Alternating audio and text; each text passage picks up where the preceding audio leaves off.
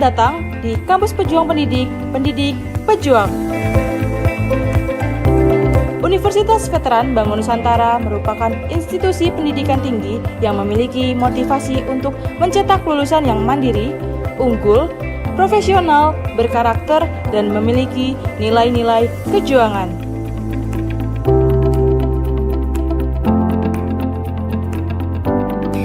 Saya Rektor Universitas Veteran Bangun Nusantara, Profesor Dr. Farida Nugrahani Magister Humaniora.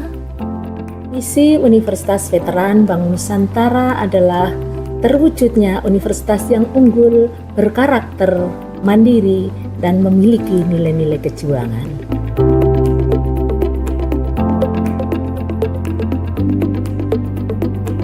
Univet bisa, Univet jaya, Univet unggul luar biasa.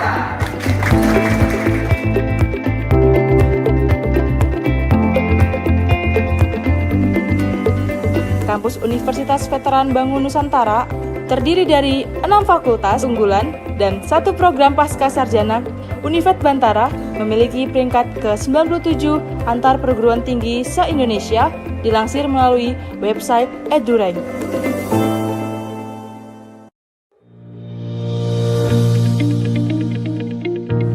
Menyelenggarakan pendidikan yang berbasis pada nilai kejuangan, Univet Bantara didukung dengan kegiatan perkuliahan yang terkelola secara profesional dan difasilitasi dengan sarana dan prasarana yang representatif guna mendukung proses pembelajaran mahasiswa.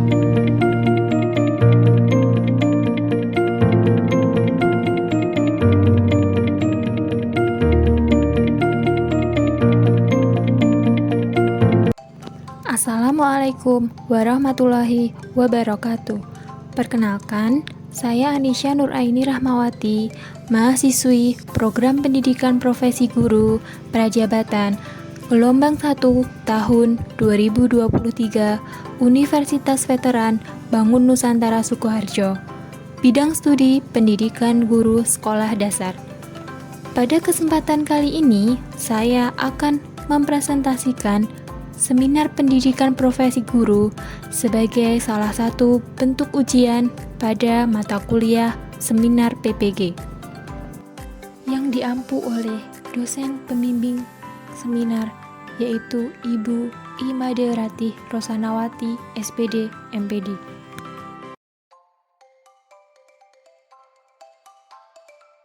Pada semester 1, mata kuliah terdiri dari mata kuliah wajib dan mata kuliah pilihan. Mata kuliah wajib terdiri dari filosofi pendidikan, prinsip pengajaran dan asesmen yang efektif, kemudian pemahaman peserta didik, dan PPL 1. Kemudian ada mata kuliah pilihan yang terdiri dari perspektif sosiokultural dalam pendidikan dan pembelajaran berdiferensiasi. Kemudian, pada semester 2, jumlah mata kuliah ada 6 yang meliputi pembelajaran sosial emosional atau PSE, computational thinking atau CT, PPL 2, proyek kepemimpinan, dan seminar pendidikan. Refleksi mata kuliah pada semester 1 terdiri dari yang pertama filosofi pendidikan. Dalam mata kuliah filosofi pendidikan membahas mengenai perjalanan pendidikan nasional dari zaman kolonial hingga zaman kemerdekaan pada saat ini. Pendidikan Indonesia tak terlepas dari pemikiran tokoh nasional, tokoh pendidikan nasional, yaitu Bapak Ki Hajar Dewantoro yang telah mencetuskan ide dan pemikirannya yang sekarang tertuang dalam semboyan ataupun slogan pendidikan, yaitu Ing Ngarso Song Tulodo, Ing Madya Mangunkarso, Tuturi Handayani. Dalam filosofi pendidikan juga membahas mengenai pendidikan yang memerdekakan, yaitu memerdekakan peserta didik, memanusiakan manusia, dan juga berpusat pada peserta didik. Yang kedua ada prinsip pengajaran dan asesmen yang efektif. Pada mata kuliah ini membahas mengenai rancangan asesmen yang akan diterapkan pada proses pembelajaran, kemudian jenis-jenis asesmen, dan implementasi asesmen dalam proses pembelajaran. Yang ketiga ada pemahaman peserta didik. Dalam mata kuliah ini membahas mengenai teori belajar yang terdiri dari teori belajar behavioristik, konstruktivistik, humanistik, dan juga teori belajar kognitif. Pada mata kuliah PPL 1, ini merupakan mata kuliah di mana mahasiswa terjun langsung dalam dunia pendidikan di sekolah dasar guna mengimplementasikan segala teori yang telah dipelajari di bangku perkuliahan. Kemudian, yang terakhir ada pembelajaran berdiferensiasi. Ini merupakan pembelajaran pilihan atau selektif yang membahas mengenai karakteristik peserta didik yang sangat beragam. Pada mata kuliah ini dibahas juga ciri-ciri pembelajaran berdiferensiasi, juga bagaimana menerapkan pembelajaran berdiferensiasi yang dapat mengakomodasi kebutuhan seluruh peserta didik. Kemudian pada mata kuliah semester 2 ada pembelajaran sosial emosional. Pada mata kuliah ini membahas mengenai proses pelaksanaan pembelajaran yang melibatkan rasa sosial emosional peserta didik, di mana rasa sosial emosional itu ditekankan ketika proses pembelajaran agar pembelajaran berlangsung menyenangkan, menarik, dan tidak membuat bosan peserta didik. Kemudian, prinsip pengajaran dan asesmen 2 ini membahas mengenai prinsip UBD atau Understanding by Design, yaitu merumuskan rancangan pembelajaran yang dimulai dari tujuan pembelajaran, kemudian langkah-langkah pembelajaran dan asesmen. Kemudian, implementasi rancangan pembelajaran dengan menggunakan pendekatan TARL atau Teaching at the Right Level. Yang kedua, implementasi proses pembelajaran dengan menggunakan pendekatan CRT atau Culturally Responsive Teaching. Kemudian PPL 2, ini tempat melaksanakan segala rancangan dan implementasi pembelajaran yang terjun langsung di kelas dengan peserta didik. Kemudian selanjutnya ada mata kuliah proyek kepemimpinan. Di sini mahasiswa secara berkelompok yang terdiri dari maksimal 10 orang atau 10 mahasiswa membuat sebuah proyek yang ditujukan untuk pendidik, peserta didik maupun masyarakat secara luas, di mana pada proyek kepemimpinan ini bertujuan untuk melatih jiwa pemimpin seorang guru atau calon guru profesional. Kemudian yang terakhir adalah mata kuliah seminar pendidikan. Pada mata kuliah seminar pendidikan, ini merefleksi seluruh mata kuliah pada semester 1 dan semester 2. Baik, selanjutnya setelah merefleksi seluruh mata kuliah, baik mata kuliah pada semester 1 maupun mata kuliah semester 2, dan mata kuliah yang paling berkesan, menarik, dan memberikan pengalaman yang sangat berharga bagi saya, yaitu mata kuliah pembelajaran berdiferensiasi. Mengapa saya memilih mata kuliah pembelajaran berdiferensiasi?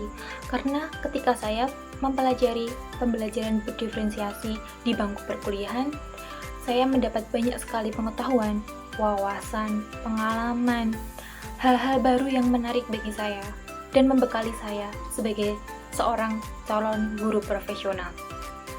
Pembelajaran berdiferensiasi sendiri merupakan proses pengajaran, merupakan metode atau pendekatan pengajaran yang dimana guru menerapkan berbagai cara sesuai dengan kebutuhan dan karakteristik peserta didik agar peserta didik dapat memahami materi pembelajaran dan mengembangkan potensi mereka semaksimal mungkin.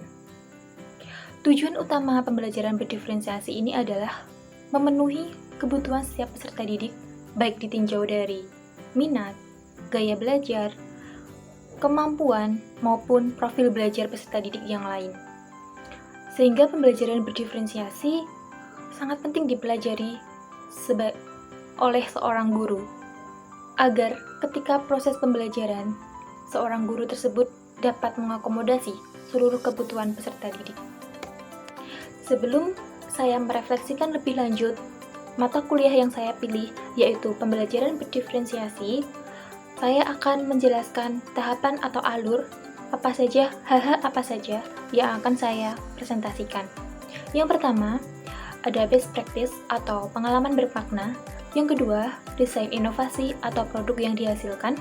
Yang ketiga, artefak yang dipilih sebagai bukti dukung. Yang keempat, alasan pemilihan artefak. Yang kelima, rencana tindak lanjut. Dan yang terakhir adalah paradigma baru makna guru. Yang pertama adalah best practice atau pengalaman bermakna. Pada mata kuliah pembelajaran berdiferensiasi, saya belajar mengenai keragaman dan kebutuhan belajar peserta didik. 4 aspek pembelajaran diferensiasi yang meliputi konten, proses, produk, dan lingkungan belajar. Kemudian, strategi pembelajaran berdiferensiasi, rancangan pembelajaran berdiferensiasi, serta implementasi pembelajaran berdiferensiasi. Kemudian, mata kuliah PPL 1, saya juga mencantumkan mata kuliah tersebut karena ketika saya mengimplementasikan rancangan pembelajaran berdiferensiasi atau modul ajar pembelajaran berdiferensiasi, saya melaksanakan atau mengimplementasikan dalam mata kuliah PPL 1, yang mana mata kuliah PPL 1 adalah tempat melaksanakan seluruh rancangan dan proses pembelajaran secara langsung di kelas bersama dengan peserta didik. Kegiatan PPL memberikan banyak pengetahuan dan pengalaman yang sangat berharga bagi saya sebagai calon guru profesional. Selanjutnya, saya akan memaparkan mengenai rincian topik yang dipelajari dalam pembelajaran berdiferensiasi. Ada 5 topik yang dipelajari dalam mata kuliah pembelajaran diferensiasi. Yang pertama yaitu topik 1 yang membahas mengenai teori yang mendasari pembelajaran berdiferensiasi. Yang kedua adalah aspek-aspek pembelajaran berdiferensiasi. Topik 3 membahas mengenai strategi pembelajaran berdiferensiasi. Topik keempat membahas rancangan dan implementasi pembelajaran berdiferensiasi. Dan topik kelima yaitu evaluasi pembelajaran berdiferensiasi yang telah dilaksanakan atau diimplementasikan. Pada topik 1 yang membahas mengenai teori-teori yang melatar belakangi pembelajaran berdiferensiasi terdiri dari teori sistem ekologi, multiple intelligence, zone of proximal development, dan teori learning modalities. Pada topik yang kedua, membahas mengenai aspek-aspek pembelajaran berdiferensiasi. Pembelajaran berdiferensiasi memiliki 4 aspek, yaitu diferensiasi konten, diferensiasi proses, diferensiasi produk, dan lingkungan belajar. Adapun yang pertama, diferensiasi konten itu merupakan materi atau bahan ajar yang akan disampaikan oleh guru kepada peserta didiknya, tentu dengan memperhatikan pemetaan kebutuhan peserta didik, baik dilihat dari kesiapan belajar, minat belajar peserta didik, motivasi maupun profil belajar yang lainnya. Konten atau materi yang disampaikan oleh guru dapat dilakukan oleh guru dengan berbagai cara, yaitu melalui berbagai media pembelajaran, baik itu secara visual, pengamatan, ataupun secara audiovisual, secara pengamatan dan pendengaran, baik melalui teks, gambar, PowerPoint, video, maupun lagu pembelajaran. Kemudian yang kedua ada proses, diferensiasi proses. Diferensiasi proses merupakan cara guru dalam menentukan peserta didik mana yang membutuhkan bimbingan atau bantuan dalam memahami materi dan mendampingi mereka hingga mereka paham. Guru harus selalu memantau peserta didik mana yang dapat belajar secara mandiri, mana yang membutuhkan bantuan. Kemudian yang ketiga ada diferensiasi produk. Di sini merupakan produk-produk yang akan dihasilkan oleh peserta didik setelah mereka mengikuti pembelajaran. Baik itu produk dalam bentuk karya, baik itu produk dalam bentuk portofolio dan lain sebagainya. Peserta didik diberi pilihan, mereka mau mengerjakan produk sesuai dengan kebutuhan mereka. Kemudian yang keempat ada lingkungan belajar.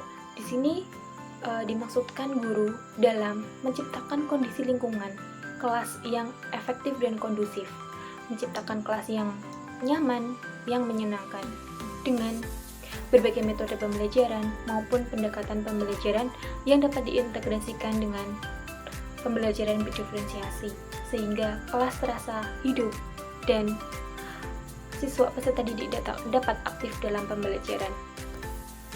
Topik 3 membahas mengenai strategi pembelajaran berdiferensiasi.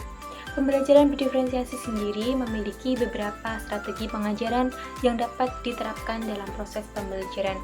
Yang pertama yaitu strategi pengajaran langsung, yang kedua strategi pengajaran tak langsung, yang ketiga strategi pengajaran interaktif, yang keempat strategi pengajaran mandiri, dan yang kelima strategi pengajaran melalui pengalaman. Topik 4 membahas mengenai rancangan dan implementasi pembelajaran berdiferensiasi. Menurut para yogi, ada 12 langkah yang dapat diterapkan oleh guru agar dapat melaksanakan pembelajaran berdiferensiasi. Yang pertama adalah pemetaan peserta didik dengan melihat kompetensi, minat, dan keinginan peserta didik. Kemudian, mendapatkan wawasan tentang peserta didik untuk mengetahui metode pembelajaran. Kemudian yang ketiga, pengelompokan. Peserta didik dibagi menjadi kelompok kecil, besar, ataupun berpasangan. Yang keempat, peserta didik diberi pilihan, tidak hanya pilihan materi, namun juga pilihan tugas. Kemudian, informasi dalam berbagai bentuk. Dalam memaparkan materi, dapat dilakukan dengan berbagai cara, yaitu melalui studi kasus, video, maupun dalam bentuk visual lainnya. Kemudian, jangan berikan latihan umum karena siswa itu memiliki kemampuan yang berbeda-beda. Kemudian langkah yang ketujuh adalah hubungkan pembelajaran dengan dunia siswa, yaitu pembelajaran yang faktual, aktual, dan relevan dengan kehidupan sehari-hari. Langkah ke-8 yaitu melakukan kolaborasi dengan mitra guru atau juga narasumber expert di bidangnya. Kemudian yang langkah 9 yaitu latihan untuk menyempurnakan. Para pendidik dianjurkan untuk menguasai keterampilan, pengetahuan yang menyeluruh, baik itu mengelola kelas, manajemen kelas, dan kemampuan dalam proses pembelajaran. Kemudian yang langkah ke-10 yaitu memulai dengan sesuatu hal. Tanpa kita mulai, maka rencana, ide, dan segala macam hal yang telah kita susun tidak akan pernah terlaksana. Langkah yang ke-10 yaitu memulai dengan suatu hal. Keberhasilan pembelajaran berdiferensiasi tidaklah instan, tentu melalui berbagai proses. Mulai tahap dengan belajar lebih baik daripada tidak melakukan sama sekali. Misal tahap awal adalah membangun materi dan menguasainya terlebih dahulu, dan kemudian jangan lupa untuk tujuan dalam pembelajaran. Kemudian yang ke-11 adalah percobaan. Jika tidak berani mencoba, maka sampai kapanpun kita tidak akan pernah memulainya. Maka seorang guru itu dianjurkan untuk setelah menyusun segala rancangan, ide, dan segala macam, maka lakukanlah percobaan. Dari percobaan tersebut kita dapat mengetahui dan mengevaluasi untuk pembelajaran yang lebih baik ke depannya. Pada topik kelima, membahas mengenai evaluasi pada pembelajaran berdiferensiasi. Pada topik 5 ini, mengecek kembali apakah modul ajar ataupun RPP yang kita susun itu sesuai dengan kaidah pembelajaran berdiferensiasi ataukah belum. Refleksi pengalaman belajar. Dari kelima topik dalam mata kuliah pembelajaran berdiferensiasi tersebut, saya tertarik dan terkesan dengan materi pada topik 4 yang membahas mengenai rancangan dan implementasi pembelajaran berdiferensiasi. Mengapa pada topik ini saya pilih sebagai refleksi pengalaman belajar?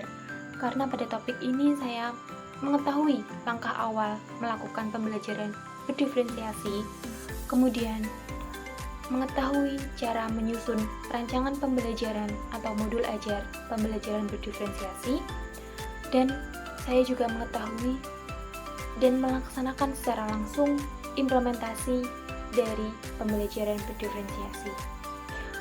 Setelah melaksanakan pembelajaran berdiferensiasi atau mengimplementasikan pembelajaran berdiferensiasi, saya menjadi tahu bahwa peserta didik itu unik dan memiliki keberagaman.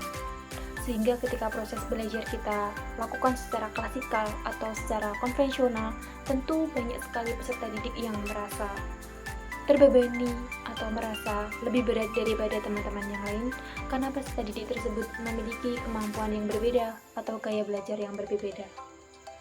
Kemudian saya juga menyadari bahwa dengan menerapkan pembelajaran berdiferensiasi ini, saya sebagai seorang guru mengakui adanya keragaman siswa, mengakui bahwa peserta didik itu berbeda-beda.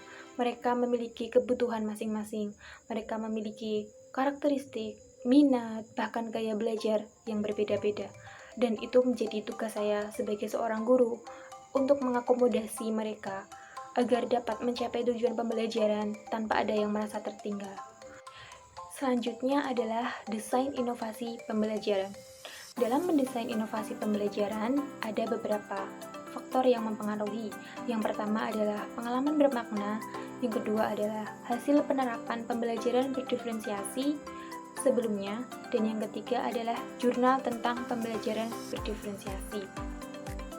Yang pertama adalah pengalaman bermakna, yang sudah saya jelaskan di awal bahwa pembelajaran diferensiasi itu sangat penting dipelajari oleh calon guru profesional, karena dalam pembelajaran berdiferensiasi itu kita belajar mengenai karakteristik peserta didik, keragaman peserta didik yang sangat unik, yang sangat beragam, dan mereka itu memiliki kebutuhan yang berbeda-beda dalam belajar, sehingga sudah tugas kita sebagai seorang guru dapat mengakomodasi kebutuhan belajar mereka agar mencapai tujuan pembelajaran yang maksimal.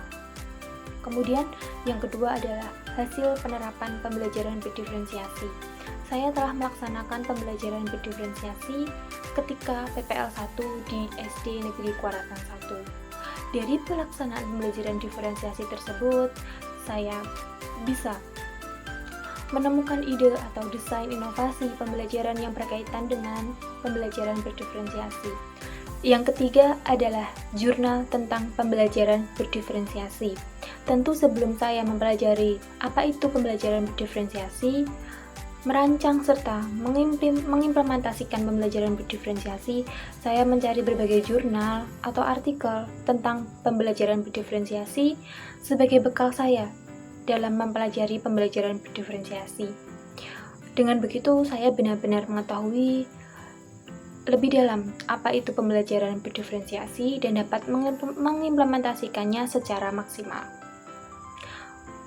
Dari ketiga faktor tersebut, saya mencetuskan ide desain inovasi pembelajaran, yaitu implementasi modul ajar berdiferensiasi untuk meningkatkan keaktifan peserta didik ditinjau dari gaya belajar mereka. Artefak pembelajaran. Artefak pembelajaran yang saya pilih dalam mata kuliah pembelajaran berdiferensiasi dan juga mendukung hasil desain inovasi saya adalah yang pertama, modul ajar, yang kedua, angket atau kuesioner, yang ketiga, hasil kerja peserta didik, yang keempat, jurnal atau artikel, yang kelima, foto dan video pelaksanaan pembelajaran berdiferensiasi. Alasan pemilihan artefak. Yang pertama adalah modul ajar. Modul ajar saya jadikan sebagai artefak pembelajaran karena pada topik 4, topik yang paling berkesan, menarik, dan memberikan saya pengalaman yang bermakna, membahas mengenai rancangan dan implementasi pembelajaran berdiferensiasi.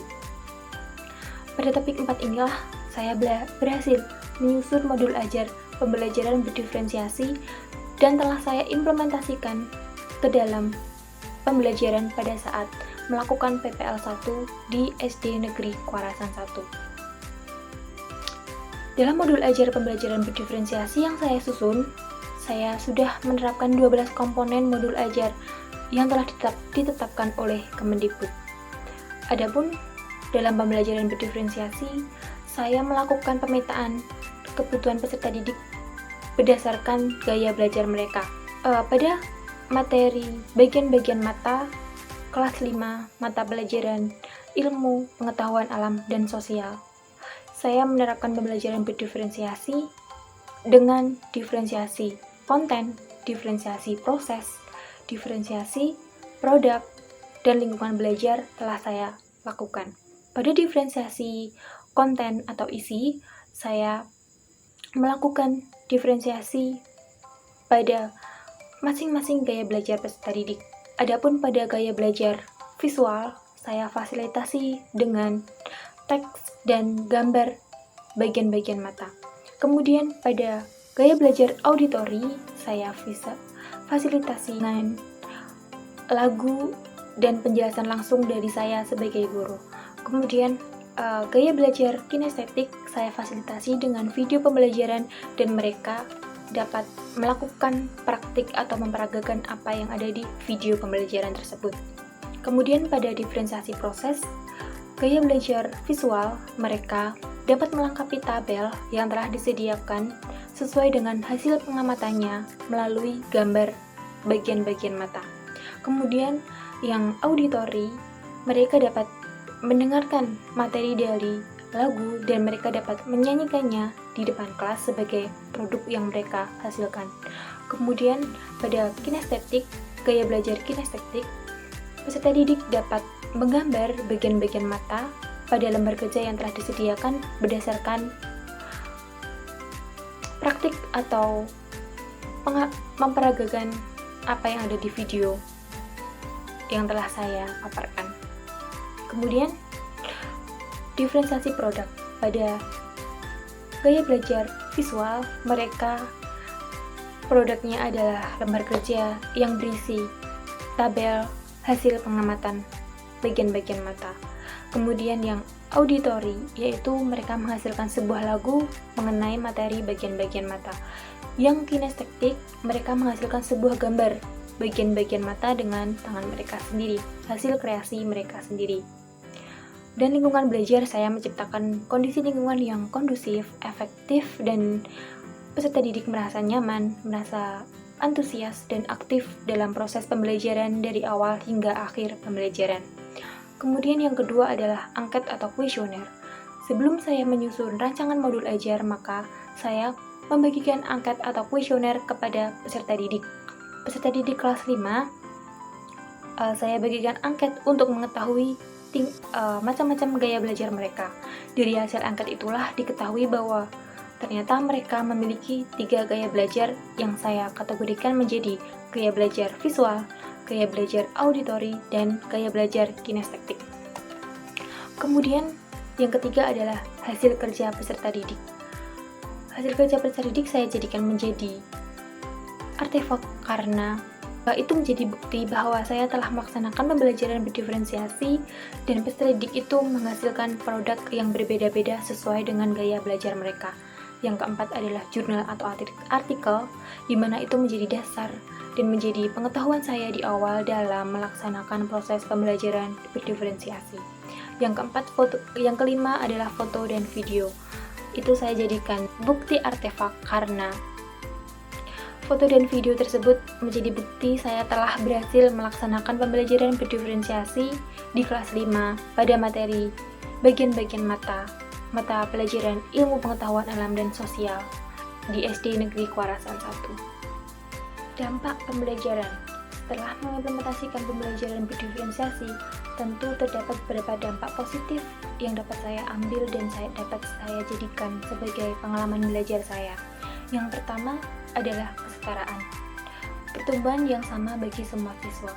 Maksudnya di sini adalah dengan pembelajaran berdiferensiasi, peserta didik itu merasa sama, merasa setara, tidak ada yang merasa tertinggal, tidak ada yang merasa dikucilkan ataupun merasa terbebani dengan pembelajaran. Karena pada pembelajaran berdiferensiasi, seorang guru sudah pasti menentukan dan menyusun pembelajaran berdiferensiasi yang dapat mengakomodasi kebutuhan seluruh peserta didik, sehingga dalam pembelajaran peserta didik dapat belajar secara bersama-sama, dapat mencapai tujuan pembelajaran secara maksimal sesuai dengan karakteristik dan kebutuhan mereka. Kemudian yang kedua adalah pembelajaran yang menyenangkan. Maksudnya di sini adalah karena pembelajaran diferensiasi ini berfokus kepada peserta didik, berpusat juga kepada peserta didik, maka peserta didiklah yang menjadi fokus utama guru dalam pembelajaran, di mana peserta didik difasilitasi dengan berbagai macam media pembelajaran sesuai dengan kebutuhan mereka, sesuai dengan kemampuan mereka, maupun profil belajar yang lainnya. Dengan demikian, pembelajaran menjadi menyenangkan, siswa pun menjadi antusias dan nyaman dalam belajar karena mereka merasa sesuai dan cocok dengan apa yang disampaikan oleh guru. Kemudian yang ketiga adalah personalisasi. Pembelajaran yang dipersonalisasi di sini dimaksudkan bahwa seorang guru ketika melakukan proses pembelajaran berdiferensiasi tentu dapat melakukan suatu metode atau ide di mana dapat disesuaikan dengan peserta didik ketika pembelajaran berlangsung.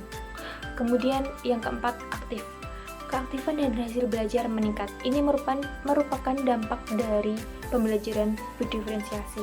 Beberapa artikel yang telah saya pelajari menyatakan bahwa pembelajaran berdiferensiasi itu dapat meningkatkan keaktifan dan hasil belajar peserta didik, di mana pada saat saya mengimplementasikan pembelajaran berdiferensiasi, tingkat keaktifan peserta didik itu meningkat. Mereka merasa nyaman, mereka merasa aktif, baik dalam kegiatan diskusi, tanya jawab, maupun presentasi. Mereka merasa senang dan antusias karena itu sesuai dengan diri mereka. Rencana tindak lanjut. Pada salah satu artefak yaitu modul ajar, tentu banyak sekali kekurangan dan evaluasi setelah melaksanakan atau setelah mengimplementasikan modul ajar tersebut ke dalam pembelajaran. Rencana tindak lanjut yang pertama adalah memperbaiki LKPD. Pada modul ajar yang telah saya susun, LKPD-nya terlalu kecil dan peserta didik terbatas dalam mengkreasikan atau menuangkan inovasi mereka dalam lembar kerja tersebut.